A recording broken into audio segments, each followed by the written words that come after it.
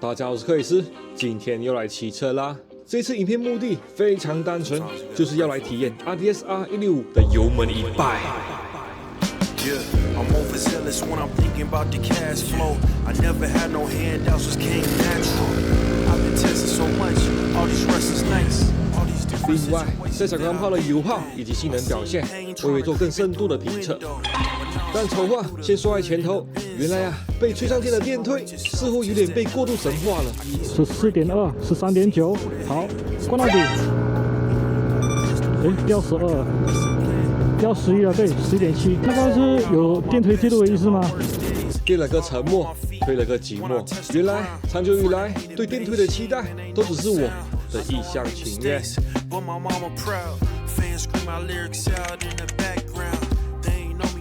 95跳停啊，这是买新车送的，对，3000块，总共有3张 ，OK， 加满油了。然后目前我的 trip 已经归零了啊，然后总里程也记一下，560啊，56不能忘啊 ，OK， 现在有2个参数可以作为参考啊，可以在事后 double check。OK。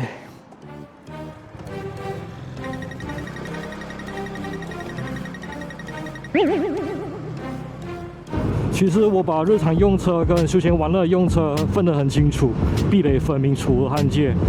但是跟 RDS R165我经过大约1个月的相处呢，我对它在休闲娱乐这方面其实抱有蛮大期待啊，这个期待可说是日以剧增啊。所以今天就来趁这个机会来体验一下 RDS 165的轻旅行，看看它还能带给我怎么样的惊喜。来补个油。呜呼！目前我觉得大约6000转，时速70 ，RV 起来还蛮舒服的。哇，动路还是游刃有余。目前我来到台29，哇，这个大直线其实相当的陷阱啊！除了有不少那个固定车速之外呢，我真的还是有3年哦，我就被3年给阴过了啊！目前骑了15.1公里了，感觉轮胎也热得差不多了。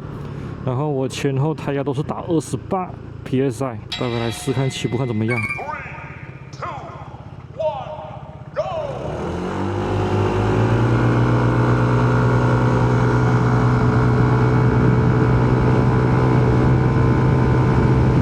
哦 ，OK， 他80又缩了 ，OK， 适可而止，适可而止。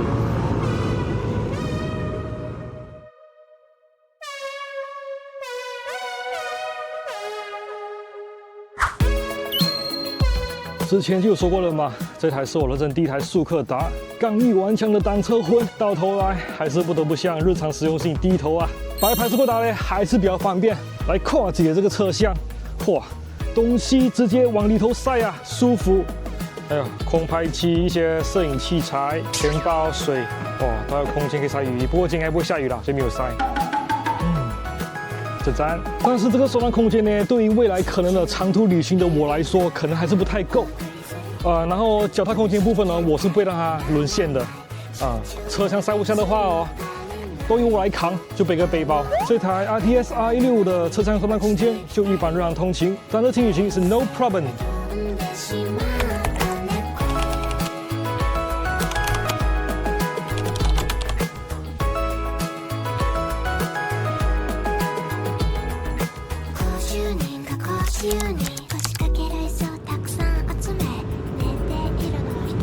听说这个原厂的 Type-C 充电孔的充电速度很快啊，有支援那个苹果的快充，但多快我是不知道啦。但是这个月以来，就是像我现在嘛，开着导航跟神盾是吗？这样充的话，我那个电池电量是目前反正，所以应该算是及格之上吧。但如果他把充电孔装在这个位置的话，可能会很不错，因为其实很多挡车啊要加装 USB 充电孔的话，几乎都是在这个位置，对，这样走线就不会那么凌乱。前面有个很大的直线，我们来试试看时速70再加速的表现如何。准备哦，1、2，关到底。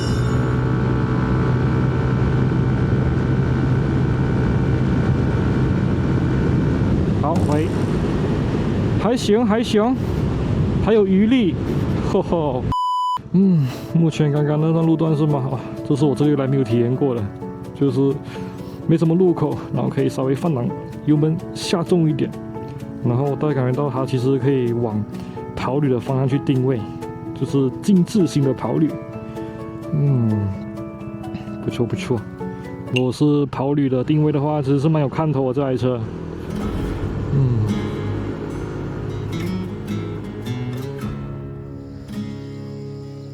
OK， 我现在到了中寮山一带，准备体验一下这里的山道。其实南部著名的山道可能就是182县道，还有雾台了吧。但是最近这几年呢，这两个地方有点乌烟瘴气，哇，真的，所以今天我就选了这一条相对舒服、安静、冷门，暂时还没有被山道猴入侵的山道。当然，这里和路幅比较紧绷就是了，没什么高速弯道或者是比较可以油门一拜的部分。总之呢，一般车友想要跟车子建立进一步的连接，就是跟新车早日达到人车合一的境界呢。山道其实我觉得是个蛮适合的地方，应该是说最适合的地方了吧。在山道里面呢，车子的各种性能、油门反应、刹车手感以及悬吊支撑性，在这里都能点到为止的去体验、去感受。所以我真的蛮期待今天的重点山道体验，顺便试试看收这个排气管的声音。至于收音效果就随缘了。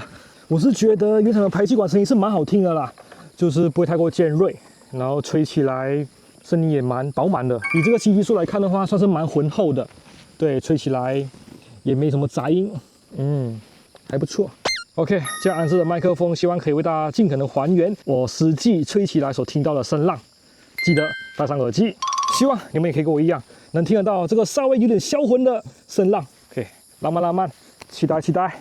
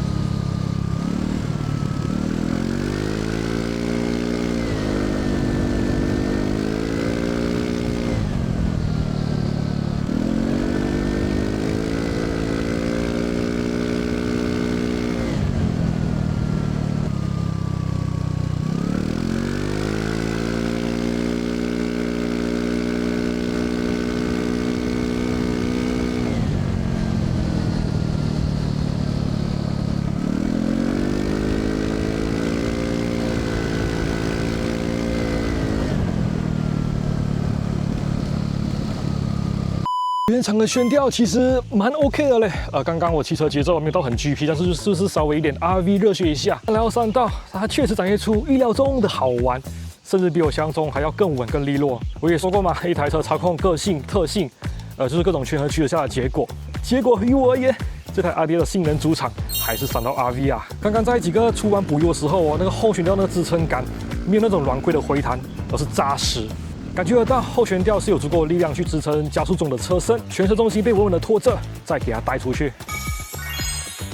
前悬吊部分之前我的影片也是有提过的嘛，就在直线减速的时候，它可以非常的稳定。然后刚才也算是我第一次体验哦，就是刹车入弯的前悬吊反应。就是刚刚在入弯刹车的时候哦，在有点倾角状态下，前刹车稍微含一下的时候，前悬吊的支撑性还是可以维持稳定，不会一沉到底，也不会乱晃。当然在入弯前减速的时候，车身可以持续维持一个很稳定的姿态，顺顺进入弯道，非常的舒服。操控性方面真的很棒，我觉得特别可以提一下是它的那个刹车的部分，其实在市里通行的时候是非常够控，前后都很要多少给多少。但是刚刚在山道的时候哦，其实我没有骑得很快耶，然后我主要还是靠前刹，像刚刚的话几乎都是前7后3吧，很少到前后5，因为后刹真是没什么感觉，可是前刹还是 OK。搭配它的悬吊的话，其实善用前刹的话，其实是可以维持一个很稳定的制动。当然了，在这种弯道是嘛有倾角状态下，前刹是用来含的，不是用来拉的，这要注意。其实让我感觉意外的是，浴缸其实我有油门吹到底，部分状况啦，浴缸是上坡嘛，所以油门可以稍微补多一点。那我发现到它的其实行程是蛮短的嘞，对，其实还蛮短的，因为之前我没有吹过嘛。过到那个间隙的话，我都有大约哇不到40度哦，对，不到40度哦，最灌到底了。其实我刚刚车速都是一般般啦，也没有去抓那些极限。其实我觉得也没有必要去抓极限，我觉得我就是想要稍微体验一下那种弯中热血，然后出弯浪漫这种乐趣。目前这个3道体验下，其实我觉得整体操控性其实是还蛮满意的，就唯独后刹，前后悬吊 OK， 动力 OK， 只是那个后刹就很明显，不像通勤那样了嘛，要多少给就给多少。所以可是它前刹很 OK， 前刹没有问题。哇，其实我觉得要改的话，就是要改后刹嘞。前刹其实我觉得原厂已经很棒了。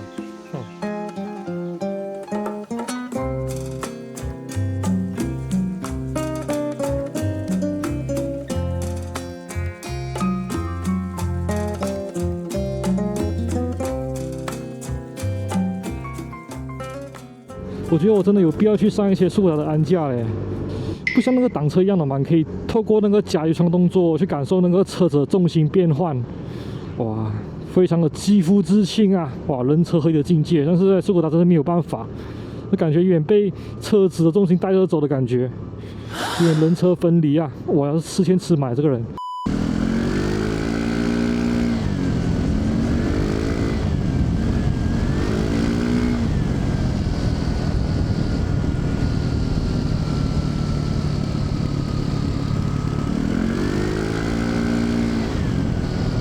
OK， 终于出来3道啦！哇，刚刚下坡我的刹车好像有用的比较多一点呢。哇，有点担心会不会太过热啊？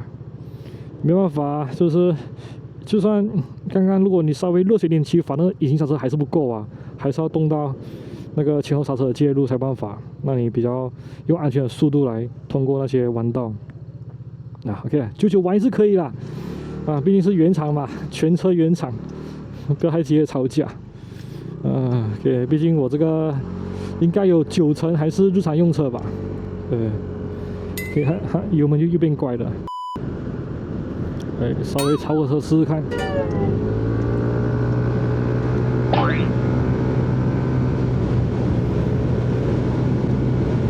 OK， 有刃有余。哎呀，不小心破百了，拍谁？哇！其实它高速还蛮稳的呢。哇！之前在说在市区不小心就50、60，结果在这种县道一不小心就破百了。不行，要乖。来，我试试看哦，这个电推。来，准备油门100了吗？准备14.2， 13.9，好，灌到底。掉12，掉11了，对，11.7，再慢慢回来。所以刚刚那个是有电推介入的意思吗？但是老实说，如果那个是电推的话，确实跟我想象中的不太一样，因为我想象中的电推是像turbo一样，对，或是可变气那一样，咚把你推出去的感觉。所以应该就是这电推应该是让你就转速在拉起来的时候，它那个最大的扭力不会那么快虚掉吧？对，就可以让你再撑一下下。各位如果有试过这个电推的话，欢迎在底下留言跟我讲一下，电推到底介入的条件是什么，或者是有什么迹象可以感觉到那个电推有介入。好，有劳各路RTA的前辈们多多指教。好，我就是排近一点，来13.9，灌到底。好，掉11.8、11.7，我喊差不多。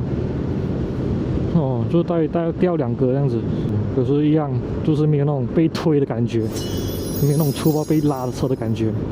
Oh my god， 10点20分了，赶快休息一下跟老婆说好中午回家洗衣服吃饭，那我就先回家了，剩下其他心得我就回家再找时间跟大家分享待会回去顺路再加个油，再算下油耗 ，Go Go！ 体力爽，OK， 终于来加油了。目前行驶了73.8公里来，我们 double check 一下总里程，总里程是633。OK， 诶，它蛮特别，看到没有？你按右边是吗？是切换左边的电压跟时间。当你切左边是吗？是切换那个 trip 啊，还有你的总里程。对，这个交叉的概念，这个数据稍微参考就好了。毕竟每个加油人员的手劲都不同，然后油浆的长短可能也是有所差异。然后95跳停，然后插入深度可能也有不太一样。OK， 加了1.73公升。然后行驶了73.8公里，应该差不多，应该有破40呢，有破40公里每公升呢。OK， 回去再好好计算一下。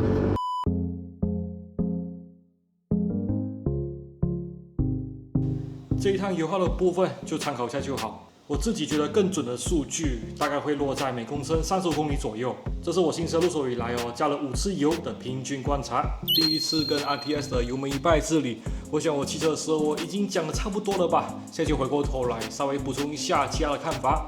首先，电推这东西，老实说跟我原本想象的不太一样，因为看到电这个字，就会自动联想到电动车那种暴力起步、0点制的推背感。电动车最大优势就是可以几乎实现零帧起步，那种瞬间召唤最大扭力，让你这个人仿佛直接被拉扯出去感觉。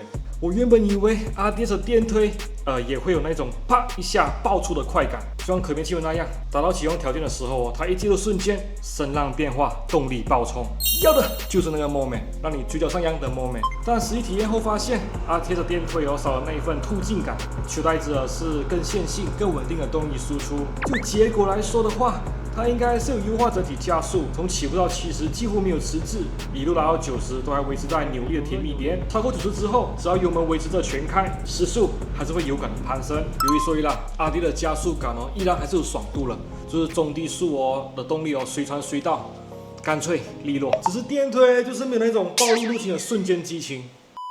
我猜它的本质，比较像是在加速过程中延长扭力的甜蜜期，一种无声无息却持续推着你前进的功能，不是爆发，而是稳稳的节奏，持续给你扭力输出，让这台排气量只有165cc 的速克达加速力量可以更加从容。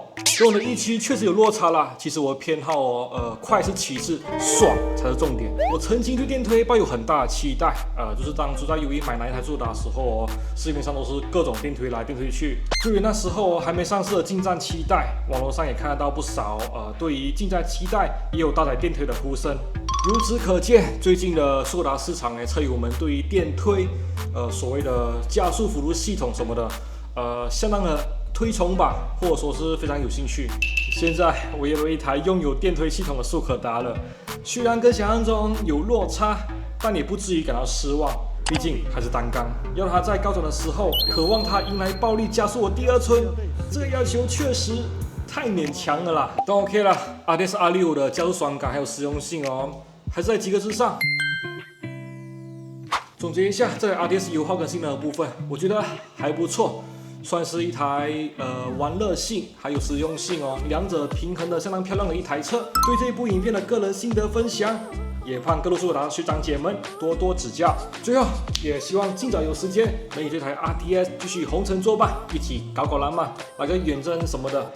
OK， 那今天影片就这样子啦，我是克里斯，我们下次见，拜拜。